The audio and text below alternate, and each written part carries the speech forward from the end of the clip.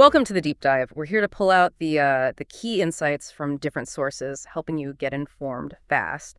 Today, we're tackling a huge topic, one that affects everyone, death. But we're looking at it a bit differently. Not so much what happens after you die, but more about how what you're doing right now might shape whatever comes next. Our main source for this is a really interesting excerpt from Living and Dying: A Natural Continuum. And our goal is to explore this, well, kind of counterintuitive idea that understanding death actually comes from understanding living. We'll unpack what that means for our choices now and, for our future. It's true, isn't it? Usually when death comes up, the conversation jumps straight to, is there a heaven? Is there a hell? Or, what's the afterlife like? And those are big questions, sure. But they can overshadow something else the source really highlights. This powerful idea that our current life, the one we're living day to day, could actually be setting the stage for what we experience later. Yeah. The source puts it like this. It asks, since death is an integral part of living, should we not take the counterintuitive approach of trying to understand death from the perspective of living? And there's this key thought. The afterlife must be born out of the present life. It's not just dropped on us. Yeah, that's a really powerful way to frame it. If it's a continuation, then what we do here really matters. So, okay, if this idea connecting living and dying is so fundamental, where did it originate? Was death always seen this way? Well, not exactly like we think of it now, perhaps. The source points out that this view death as a natural step, a part of life, was actually quite common way back. It talks about pre-Abrahamic societies, so cultures before the major Judeo-Christian Islamic traditions really took hold. For many of those ancient cultures, death wasn't this thing to fight against or be terrified of. It was just part of the cycle, another phase. Some people even looked forward to it in a way. Right. So how did we get from that kind of acceptance to the fear and avoidance that seems so common today? What changed? Yeah, that's the big shift. The source identifies the rise of the modern era, specifically what it calls realism, as a major turning point. Think of realism as focusing really heavily on, what we can see and touch, the material world, empirical evidence. And when you focus so much on this physical life, death starts to look like the ultimate inconvenient end to it all. It kind of drove a wedge between living and dying. And the result is pretty clear. Modern society often treats death as unnatural, almost like an enemy we need to conquer. Just look at the massive effort we put into prolonging physical life, sometimes at any cost. It really shows that deep-seated view. But the source is careful to say realism alone didn't entirely cause this shift, didn't kill that older acceptance. What else contributed to the fear? It brings up the role of some really frightening imagery that became associated with the afterlife in certain Abrahamic traditions. Vivid depictions of suffering, torment, hellfire and brimstone type stuff. These images, whether used for control or moral guidance, understandably made a lot of people terrified. They wanted to escape that possibility. So it was maybe not surprising that you saw reactions against this, particularly in Europe, where certain religious ideas and their sometimes terrifying visions were very influential. That pressure, plus the fear, definitely fueled a pushback. Okay, so we separate living from dying. We start fearing it. What happens then? What are the consequences when death becomes this great unknown? Well, the unknown often breeds ignorance, and ignorance breeds fear. It's a cycle. If something is unknown and also painted as terrifying, what do? We tend to avoid thinking about it. The source uses that great analogy of the ostrich that buries its head in the sand, trying not to see the danger coming. But that doesn't make it go away. Exactly. It's counterprotective, as the source says. It actually leaves you more vulnerable to unnecessary and avoidable dangers, because you're just not prepared. You stumble into it blind. Which is such a contrast to how the ancients apparently saw it. They viewed death as, what was the phrase, an integral part of the experiencing of life and the only gateway to the next phase. So what did that look like in practice? Living life in preparation for this inevitable event. How did they do that? It meant that their everyday lives, their choices, their actions, how they developed their character, were all connected to this understanding. If death is just a transition, then living well, understanding how things work, cultivating virtues. That wasn't just for success here. It was, in a sense, preparing the ground for whatever came next. And the focus is really on how living affected dying and vice versa. Right. And that brings us right up to a problem we face today. It does. Because our modern attitude, whether it's fear, avoidance, or just ignoring it, means there's no widely shared common understanding of what death really is, its essence. We pour incredible energy into understanding almost everything else, right? From tiny particles to distant galaxies.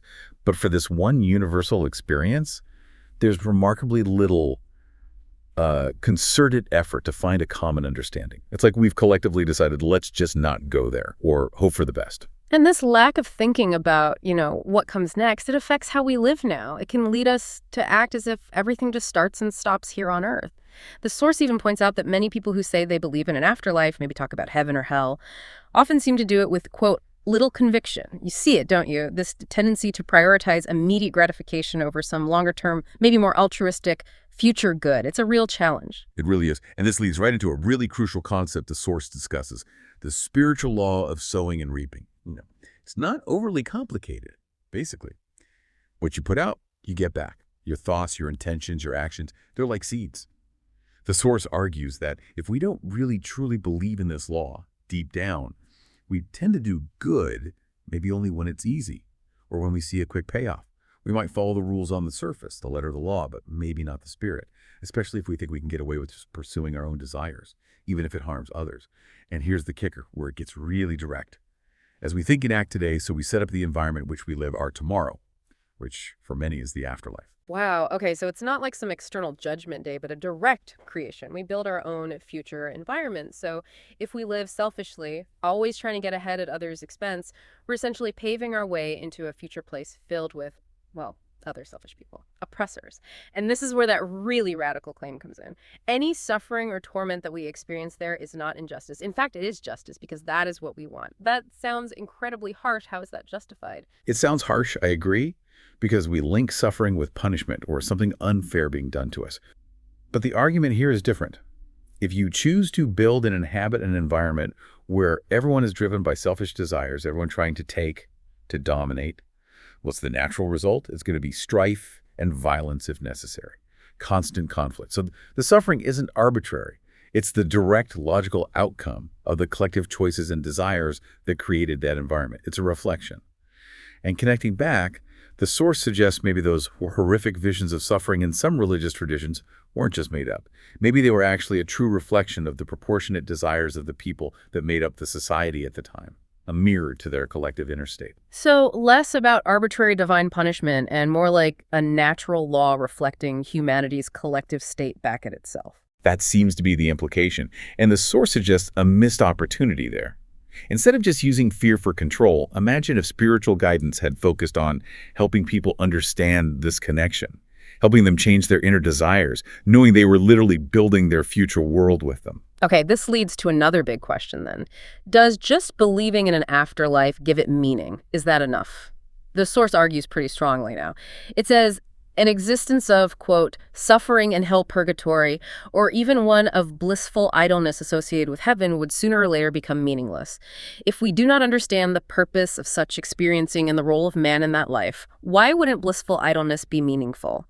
Isn't that the dream for some? Well, think about it here on Earth. Someone achieves that dream total leisure, no responsibilities, leisure devoid of purpose, as the source puts it.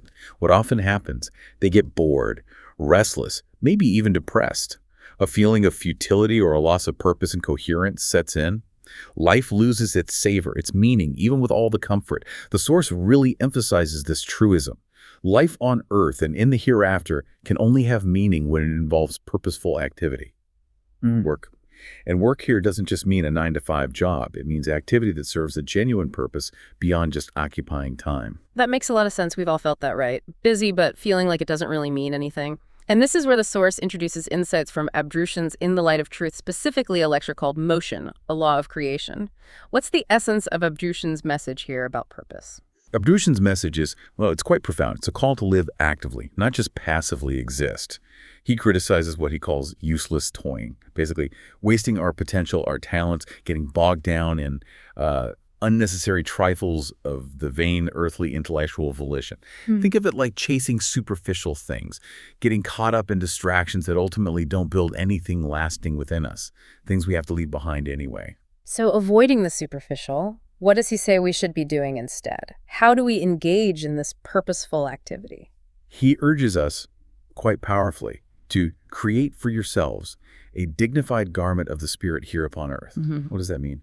It means actively cultivating our inner selves, our true spiritual core through what we do. So we don't arrive in the beyond, as he puts it, like paupers, spiritually speaking. He uses this image of a king who just childishly plays with the scepter, forgetting the real responsibility and purpose the role entails.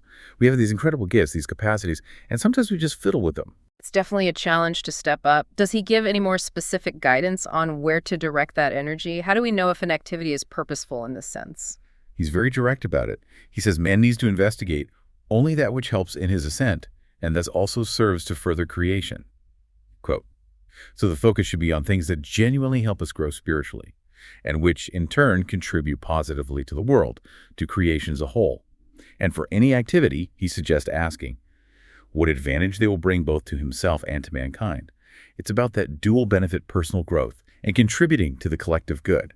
And the ultimate aim, it must be to recognize and also to fulfill the place he, as a human being, must occupy in creation, finding and living our unique purpose. So pulling it all together, Abdrushin really reinforces that core message we started with.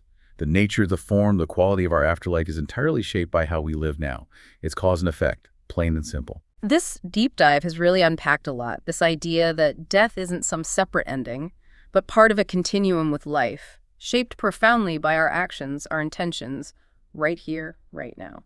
It absolutely is a challenge from the source material, a call to fundamentally rethink how we relate to death, moving away from fear or just ignoring it, towards understanding its role, its connection to life, and what real purposeful activity looks like, activity that builds something meaningful, not just for today, but for whatever follows. So as we wrap up, here's something to think about. If your afterlife, whatever that means for you, is truly a reflection, a continuation of the environment you help create through your choices and desires today, what's one specific, purposeful thing you could do starting today to cultivate the kind of future reality you genuinely wish to inhabit?